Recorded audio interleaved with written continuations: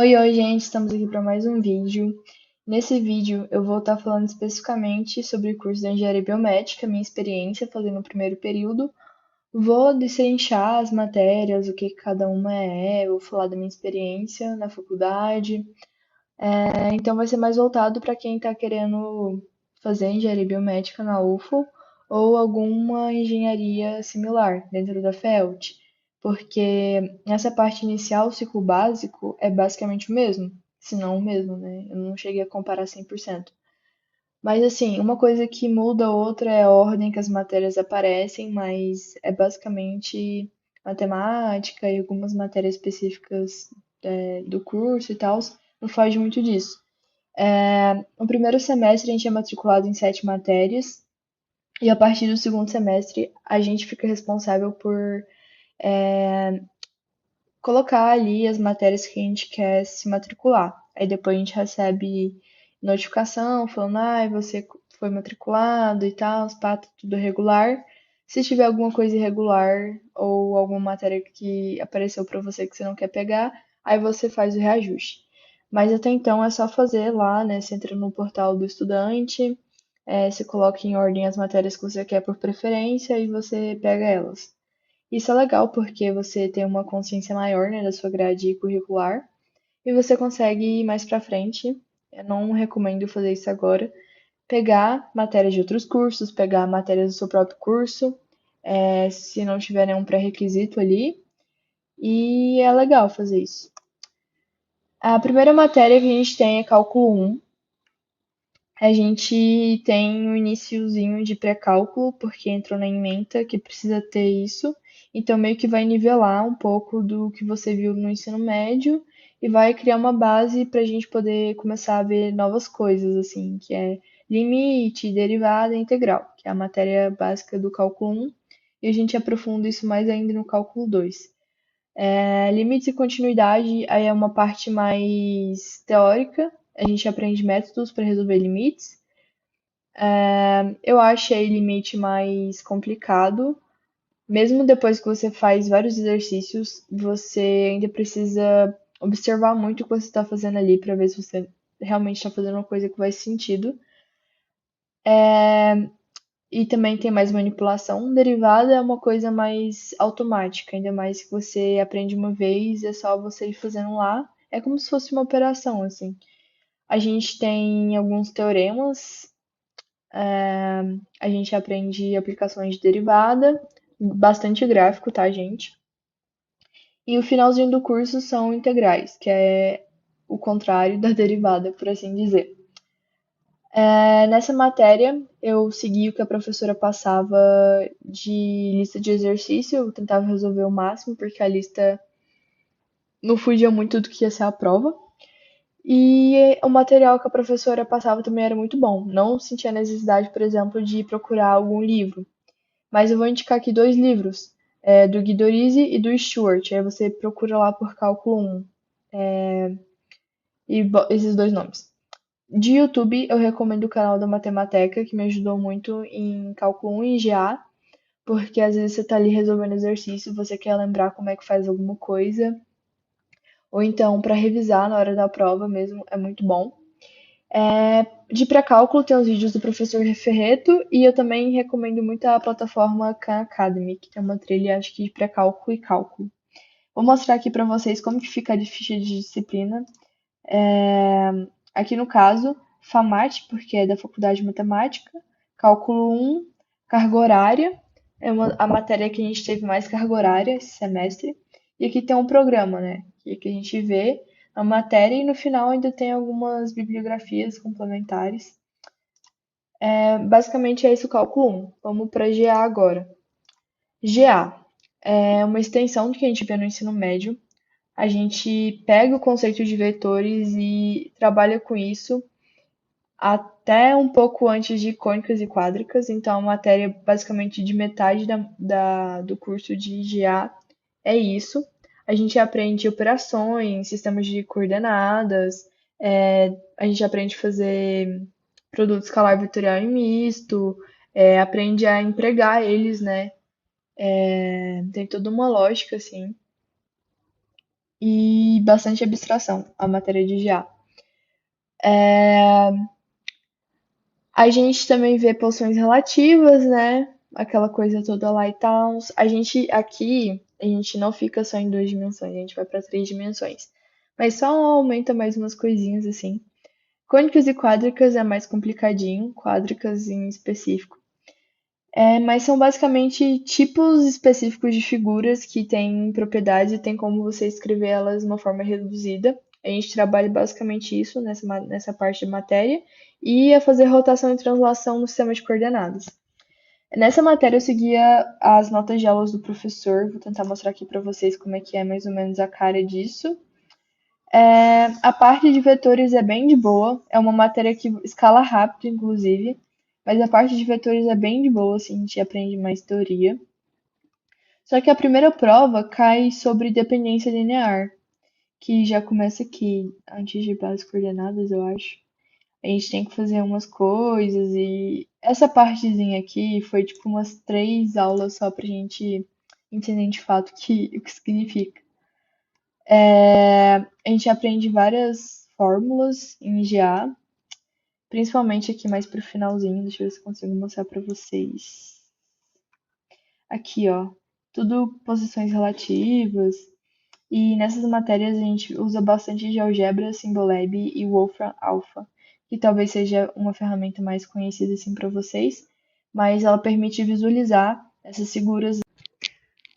Então, gente, agora a matéria de expressão gráfica, ela é uma matéria que na verdade só muda de nome porque é desenho técnico e ela é dada pelo pessoal da FEMEC, que é a Faculdade de Engenharia Mecânica. Dá pra ter noção por que é engenharia mecânica, porque você tem que desenhar peças assim. E a gente aprende bastante como usar as normas para poder fazer um desenho técnico legível para todo mundo. Porque é como se fosse uma BNT, sabe? Você vai fazer o trabalho, tem que ter alguns parâmetros para a pessoa entender o que está acontecendo ali.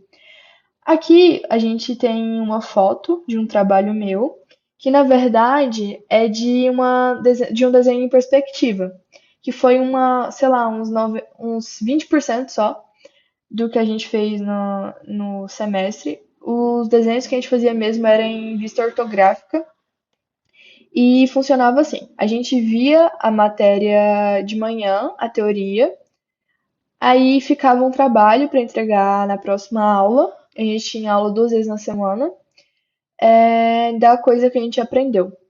Então, a gente foi desde o basicão e a gente foi aprendendo a elaborar, a fazer cortes e seções, a fazer círculo, aí tinha que fazer uma falsa elipse. A gente aprendeu a perspectiva cavaleira isométrica e a gente também viu um pouco do uso de software para desenho técnico, que são os CADs, né? O professor, em uma aula lá, porque como a nossa turma era grande, a gente não conseguia fazer aula em laboratório. Então o professor mesmo espelhava lá, mostrava como é que fazia. Aí ele indicou o SketchUp, só que como eu uso Linux, eu acabei procurando outras alternativas de software. Aí eu achei o FreeCAD, bacaninha, mas assim, existem inúmeras, inúmeras, inúmeras. Aí você procura uma que você consegue usar e é isso. Mas em específico a gente fez mais no papel, em uma folha A3. Aí no começo do semestre eu lembro que ele deu um prazo pra gente correr atrás dos materiais. Você consegue comprar, né? Mas você também consegue conversar com o pessoal, assim. Às vezes é uma alternativa interessante. Ainda mais se você não tá com dinheiro assim sobrando. Essa outra matéria é a de programação script. É uma matéria que a gente tinha tanto a parte prática quanto teórica, só que a gente usava o laboratório nessa de tarde, porque a gente dividia a turma. A gente começou a matéria com algumas noções de computação, o que que é bit, o que que é byte, o que que é um compilador, o que que um computador faz, o que que é uma linguagem de programação, o que que é uma linguagem de programação de alto nível, por exemplo, que a gente usou o Python, né?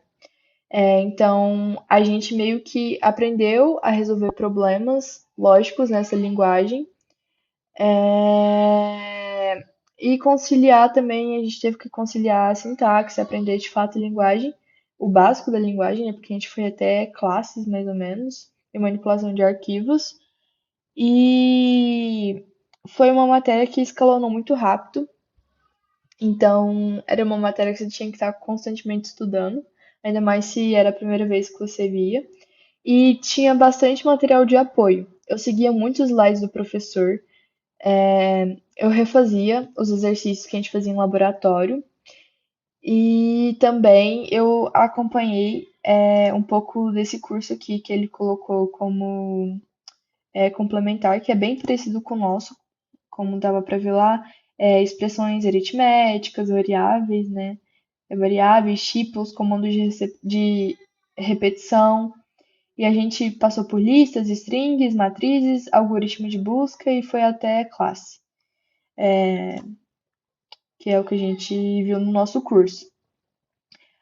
Para debugar o código, a gente usou a ferramenta do Python Tutor, mas se você já é familiarizado, por exemplo, sei lá, com o VS Code da vida, usa o VS Code mesmo. O VS Code é uma ferramenta muito boa, mas assim, a maior parte das pessoas estava vendo aquilo pela primeira vez, então uma coisa mais didática e que você podia acessar no navegador é mais interessante, dependendo.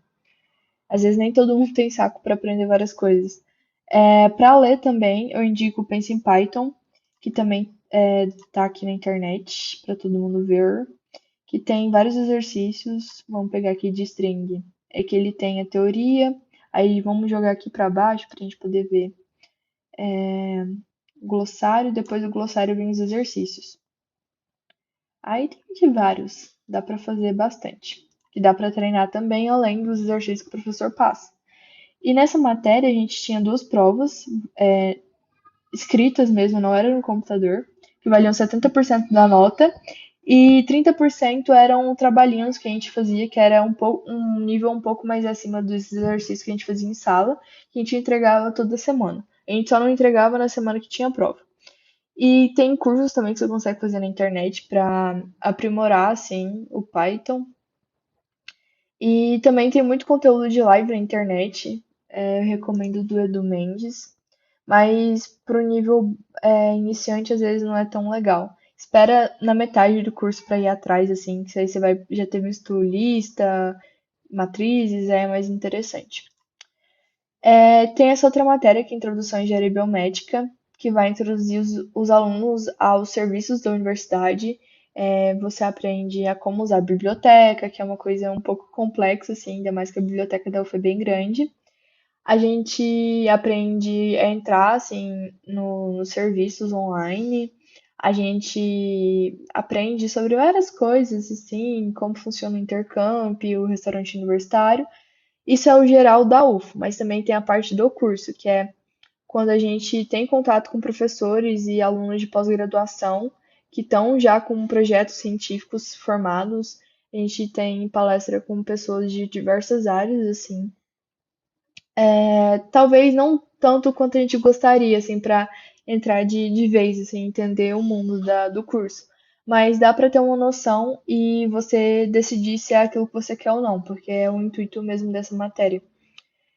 E é interessante porque às vezes te dá até uma luz assim de que caminho você pode fazer assim dentro da faculdade. Além disso, a gente teve palestras de mais gerais assim sobre primeiros socorros, né, como apagar um incêndio e tal, questões étnico-raciais, metodologia científica. E no final do curso a gente apresentou um trabalho sobre um livro, só que aqui não apareceu infelizmente a foto que eu coloquei.